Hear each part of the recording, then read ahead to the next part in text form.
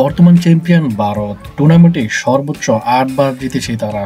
সেই ভারতকে সেমিফাইনাল থেকে বিদায় করল বাংলাদেশের যুবারা। অনূর্ধ্ব ১৯ এশিয়া কাপে চ্যাম্পিয়নদেরকে ৪ উইকেট এবং ৪৩ বল হাতে রেখেই হারিয়ে ফাইনালে উঠে গেছে বাংলাদেশের যুবারা। বাংলাদেশের লক্ষ্য খুব বড় না হলেও একটু দুশ্চিন্তা তো অবশ্যই ছিল। ১৮৯ রান তাড়া করতে নেমে ৩৪ রানেই ৩ উইকেট হারিয়ে ফেলছিল।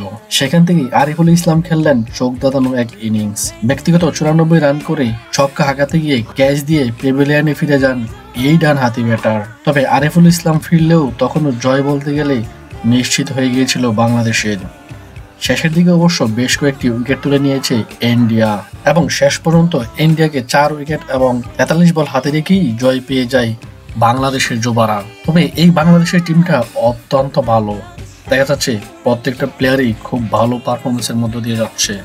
সেমিফাইনালের আরেক ম্যাচে পাকিস্তানকে কাঁদিয়ে প্রথমবারের মতো ফাইনালে উঠল আরব আমিরাত। লো স্কোরিং ম্যাচে পাকিস্তানকে ১১ রানে হারিয়েছে আরব আমিরাত। এবারেই তারা প্রথমবার অনূর্ধ্ব ১৯ এশিয়া কাপের ফাইনালে উঠল। টস জিতে আরব আমিরাতকে প্রথমে ব্যাটিংয়ে পাঠিয়েছিল পাকিস্তান।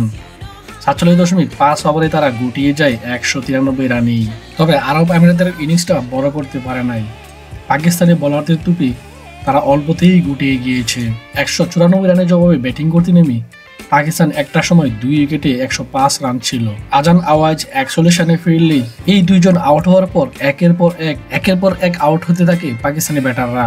তারপর হঠাৎ করেই ১২১ রানে ৭ উইকেট হারিয়ে পড়ে পাকিস্তান, কিন্তু শেষ রক্ষা হয়নি। ইনিংসে ৩ বল বাকি থাকতে ১৮২ রানেই গুটিয়ে যায় পাকিস্তানের ইনিংস। এখন দেখার বিষয় ফাইনালটা কেমন হয়। বাংলাদেশ এবং আরব আমিরাতের ফাইনাল হবে। বাংলাদেশ চাইবে বাংলাদেশ জিততে এবং আরব আমিরাত চাইবে প্রথমবারের মতো তারা শিরোপাটি গড়ে তুলে নিতে।